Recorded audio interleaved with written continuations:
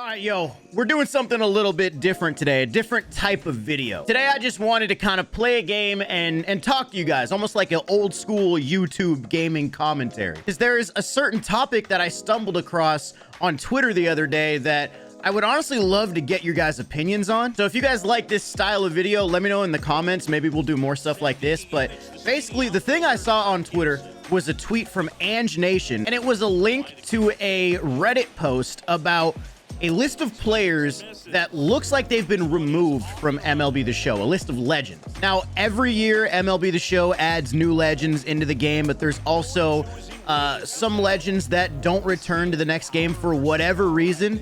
And, you know, back in MLB 20, we had guys like Ted Williams, Ty Cobb, Rogers Hornsby, Andre Dawson. None of those guys were in MLB 21. They were all removed. Now, we did get Andre Dawson back already in MLB 22, so maybe that's good news for guys like Ted and Ty Cobb and stuff. But this post right here has a list of players, a list of legends that either had their names removed from the offline rosters, had their animations removed, their wind-up, batting stance, whatever, gone. Like, this is what this list compiled. And once again, this is just a Reddit post. This is by no means 100% absolutely confirmed that these guys aren't in the game. But normally, if they're removed from the offline rosters, they most likely aren't going to be in the game. So let's start it off with one of the big ones. This one's actually really frustrating to me.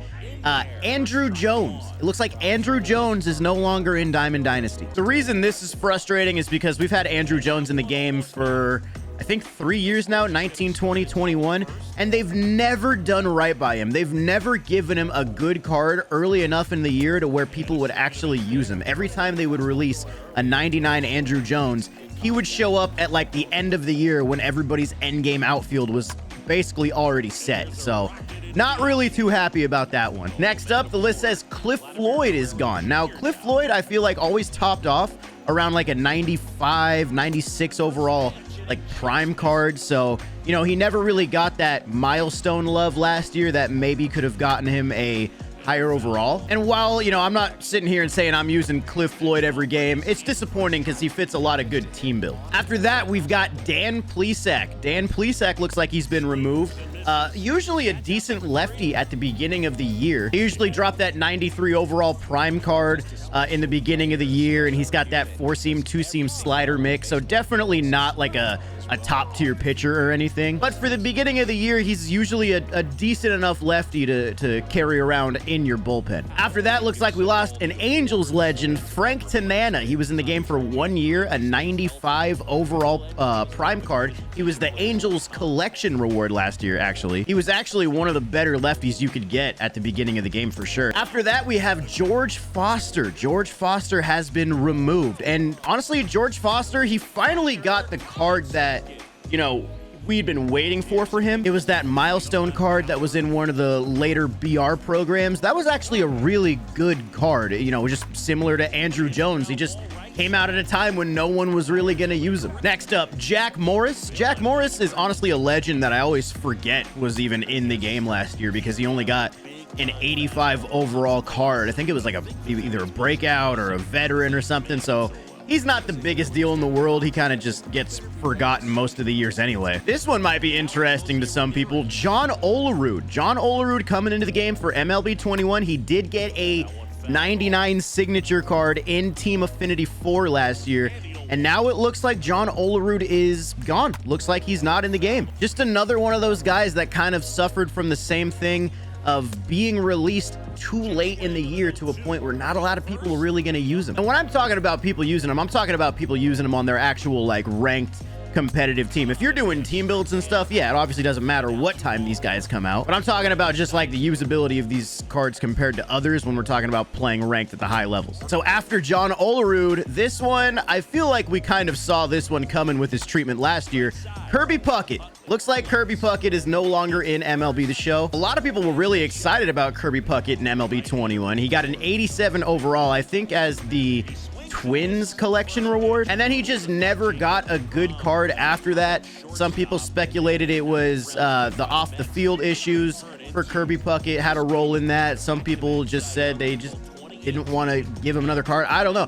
I don't know the reason, but I don't like when they give us like an 87 or like a low overall diamond and then never give him a higher one. I think that's really stupid.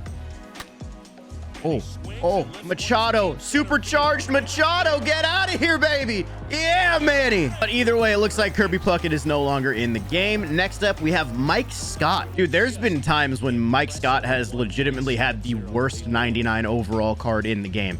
Like, he's got, I think it was like was it a awards card, a signature card? I don't even know. But Mike Scott, there's been years where he's got a 99 overall, and it's like there are golds better than his card. After Mike Scott, we've got El Duque, Orlando Hernandez. He kind of got the same treatment. Like, he got one card every single time. It was that 83, or I'm sorry, that 93 overall prime card.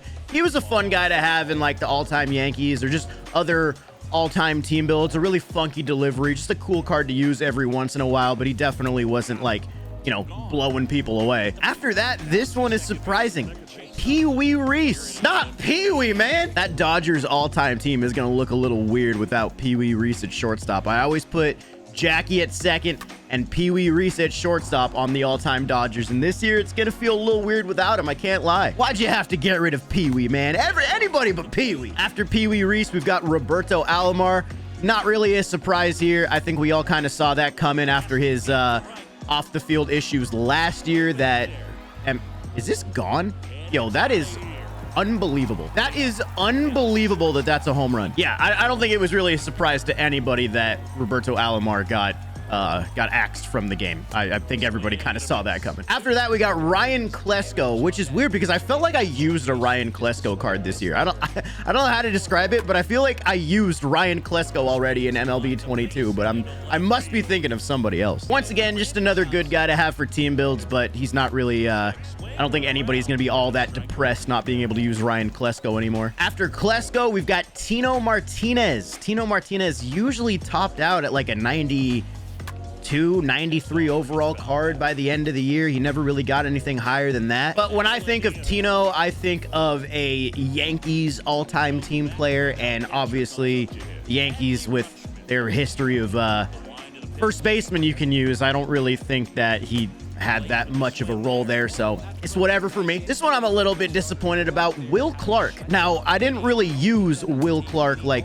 over any other first baseman last year, and he was an event reward at the very end of the year, and a lot of people were kind of underwhelmed by him, myself included. But then I actually tried Will Clark, and oh my god, his swing was insane. I absolutely crushed the ball with Will Clark last year, and I was really looking forward to seeing if I could do it again in MLB 22, but it looks like that's not going to happen. After Will Clark, we've got Fred McGriff, another guy similar to Cliff Floyd, just a good guy to have for team builds. I don't remember if he did get a 99 last year, right? I'm pretty sure he got a 99. I can't remember. Was it an awards card? Was it a milestone card? I feel like he was a really late game 99, like an event reward or something. Yeah, wasn't he in the same event as Kenny Lofton? I feel like I'm right. I could be wrong, but I feel like I'm right. And the last guy we have on the list here is Mike Hampton. Mike Hampton was a cool legend they added last year, kind of working to capitalize more on the two-way player type of thing. Not really a two-way player, but pitchers that can hit. You know, all the rave was Ohtani, and, you know, Ohtani with what he was doing, a lot of people started really enjoying the pitchers that could hit a little bit. And Mike Hampton was one of the best ones in the game for sure. So that's the list here according to this Reddit post. Now, once again, I'm not saying it's absolutely 100 million% confirmed. Some of these guys could maybe just be added into the game later on, but from what we've known in years past with how MLB The Show handles these things, if they're not in the offline rosters at the beginning of the year, they're most likely not in the game. Oh, is that Trout going the other way? Is that Trout going the other way for a tank?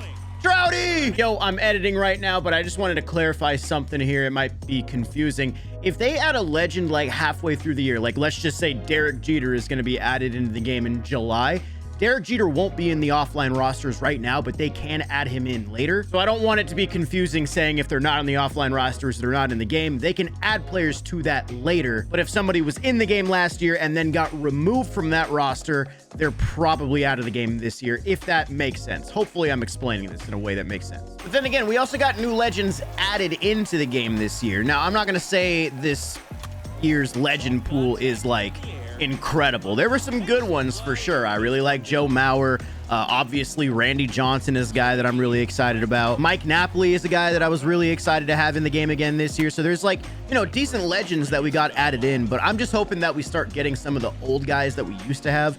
As I said in the beginning of the video with Ted Williams, Ty Cobb, Rogers Hornsby. We already got Dawson, so that's a good sign. So hopefully we start seeing some of those guys come back. But now I pass the question on to you guys in the comments. Out of all of these legends that are on this list, which one are you the most disappointed is not coming back? I think for me, the most disappointing is probably Andrew Jones, just because of how he was handled in the past, with him just not getting the good cards early enough in the game. But also Cliff Floyd and Fred McGriff, they were perfect cards to use for multiple teams on team builds. So you know, those ones I'm a little bit sad about too. But let me know in the comments who you are the most disappointed is not returning to the game this year. And now that we've talked about all those legends, I guess I can kind of just focus on the gameplay now.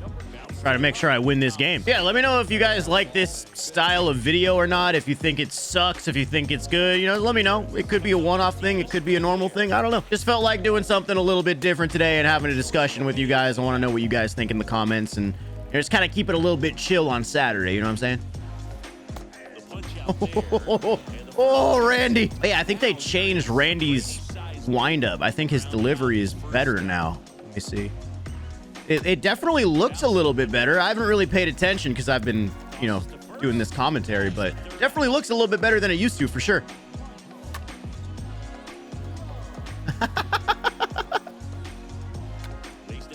It's a good bunt from Randy. We should be in there at 2. Hell yeah. Joe, get out of here, ball. Come on, give me a little bit of carry on that. Come on. Hey, Joe Mauer goes deep. 2 outs, 2 strikes. That's where Joe Mauer thrives. Oh, okay. That's his best swing of the day off Randy. No. Oh, there goes my shutout with Randall.